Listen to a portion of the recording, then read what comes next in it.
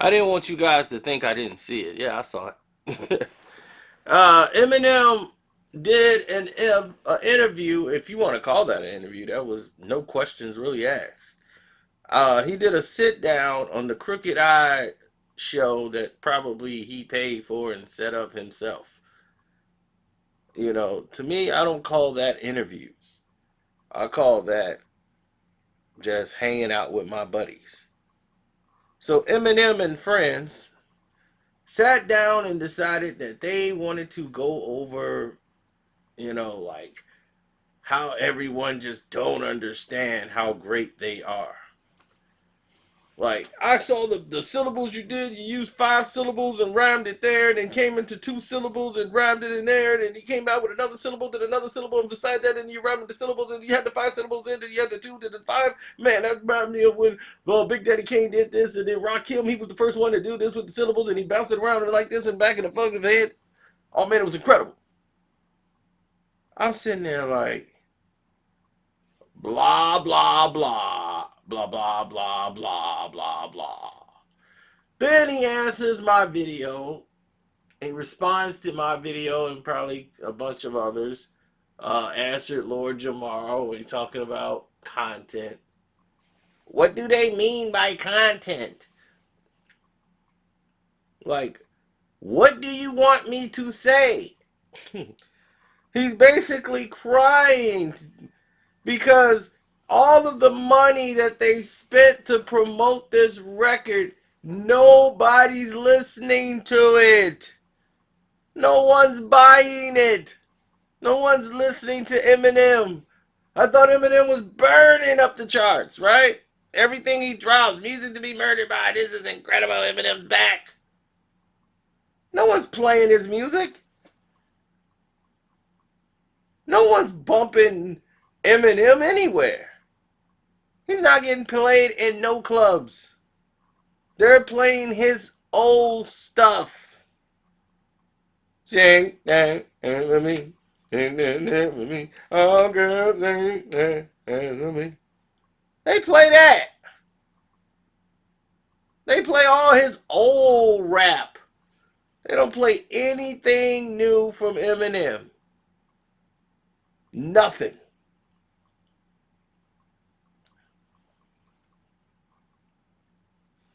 Now, with that being said, I want Crooked and Eminem to hear this and play it into their eardrums. What I'm about to tell you is the absolute truth, and you know it to your soul. Who are you making your records for? Are you rapping for rappers? Crooked? Is that what you're doing? Are you rapping for rappers? Or are you rapping for the people that purchase your music? This is what you have to do when you're an artist. You have to make the decision. Who are you rapping for? Because if you're rapping to try to prove to other rappers that you a rapper, then okay, that's what you're doing. If you're rapping to sell records to fans and connect with them, then that's what you're doing. My thing is, don't get mad at an artist who knows what he wants to do and what is he doing. Some artists don't want to prove that they're the greatest rapper in the world. That's not what they're in it for. They're in it to connect with the people that's buying their records. Because see, when you rap for the rappers, they'll give you a pat on the back and be like, yo, man, you dope. You ill, son. Oh, you know what that gets you? That gives you King Los, Papoose.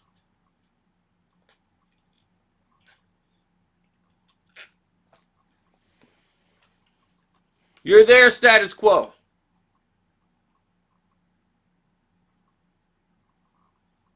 Are you rapping to sell records? To make money? Then the fans are the ones you need to be rapping for. You think the rap fans are going to be sitting down counting your syllables in between rhymes and your rhyme patterns and all of that? The average person that buys an Eminem record is not sitting there counting bars. Okay, the person that listens to an Eminem record don't even, the only thing they're going to listen to Eminem had is probably at a bar.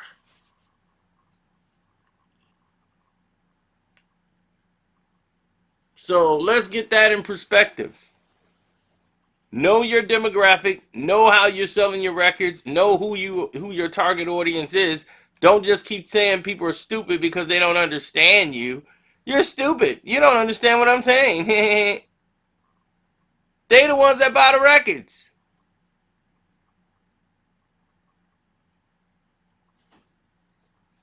So if you don't want to dumb it down and you want to be super creative, you better find a way to connect to your target audience, the people who used to buy your records.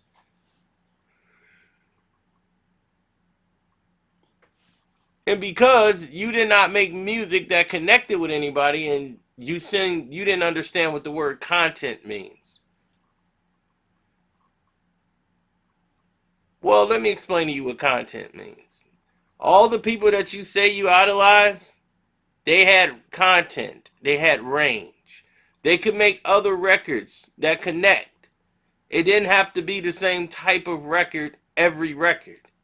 With Eminem record, it's hard to tell when the song stops and the new one begins. It all sounds like one big gigantic record. Sound like one big asthma attack.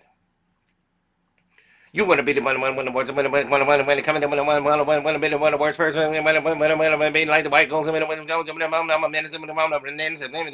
sentence and everybody will go to the back of the back of the back with the jack. Wow, that's so impressive.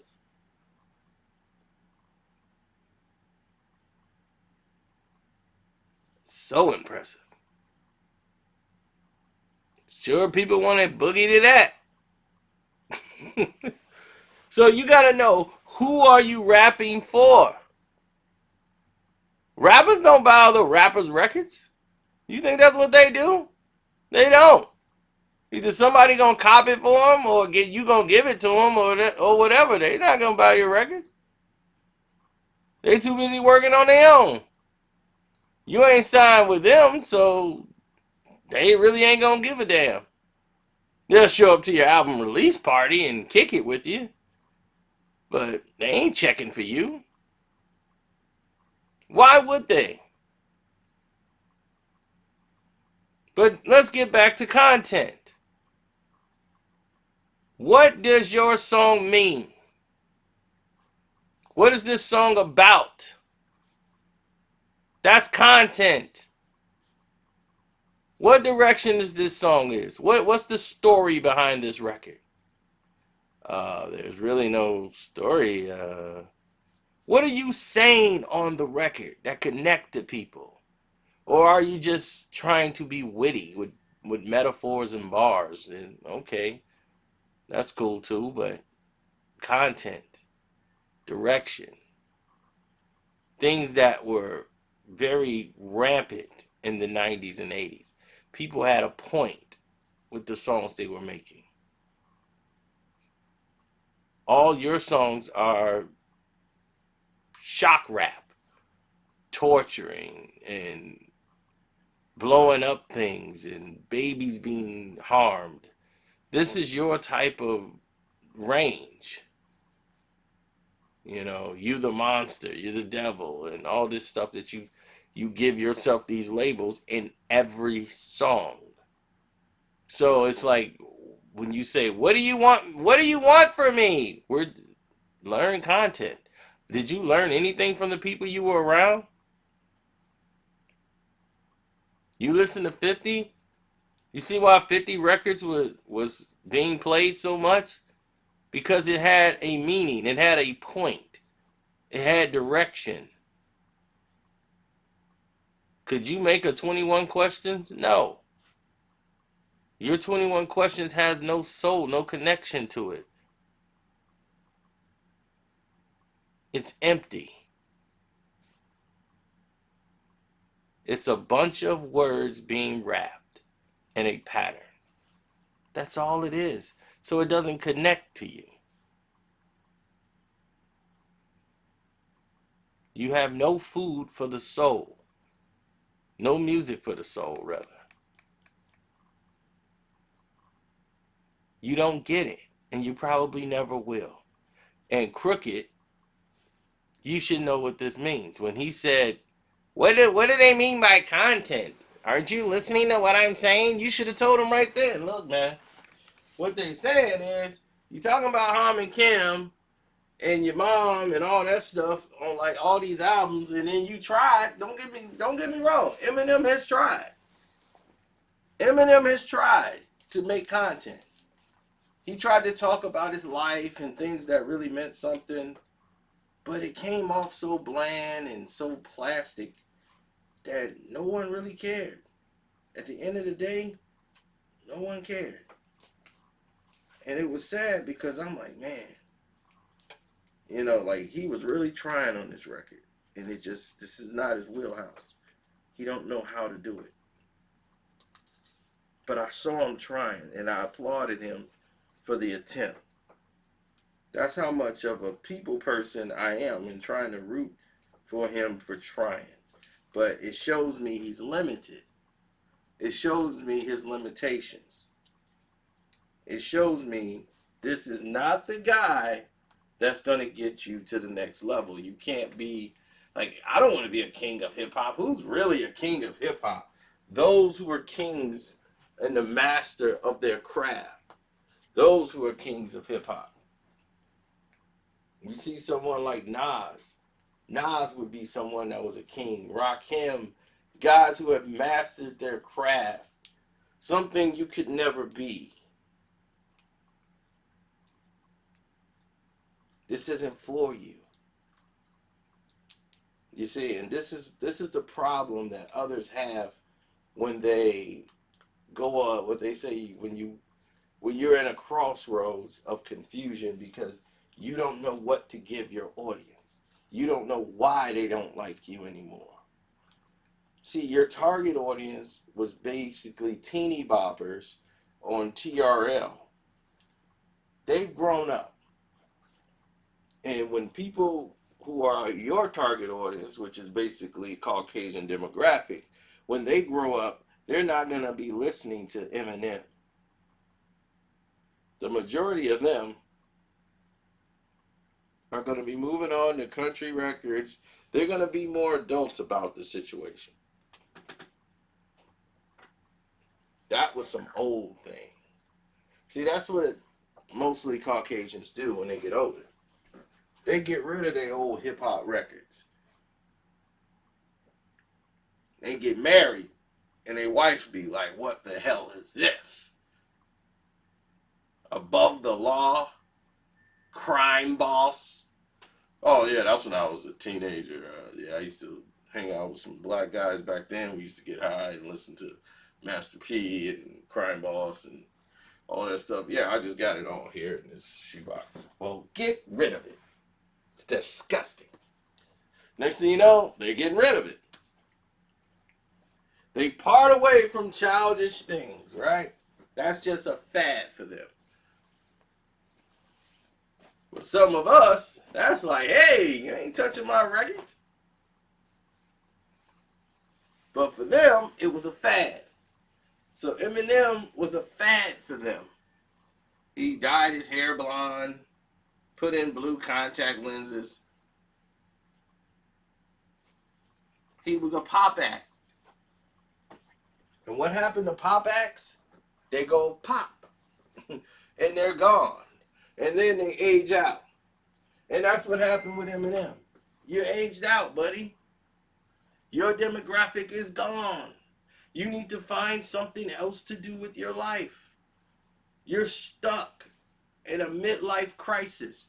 You're about to be 50, and you're still out here trying to act like you're 20-year-olds doing freestyles with a weird beard and a doggone little neo-Nazi hat and a tight coat that don't fit, trying to sag your pants. It's like, dude, what are you doing? Yo, could have been about me to win it from me, but I want to want to be one of the things I'm going to say. I mean, they want to come around and they don't want to do it either. I'm just like, come on, I'm not awake. Everybody want to talk about it. No, Eminem, we don't want to hear that anymore. We moved on. We've moved on. So, as your boss, your manager, who ended up being one of your bosses, Paul Rosenberg, who's being fired from Def Jam, after they realized, what the heck were we doing? We thought you had Eminem, yet you could help out here. No, he could not. He thought he was the white Suge Knight. No, he's not. He doesn't know what he was doing. He played the rep of, I manage Eminem, I can run Def Jam. Oh, really? Well, we see how that works.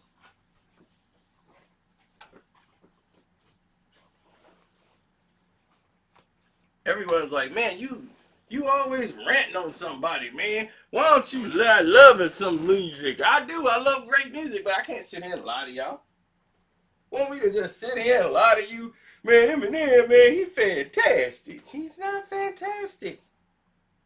That guy is good at putting words together and make them rhyme, but he has run out of his rhyme book about 15 years ago.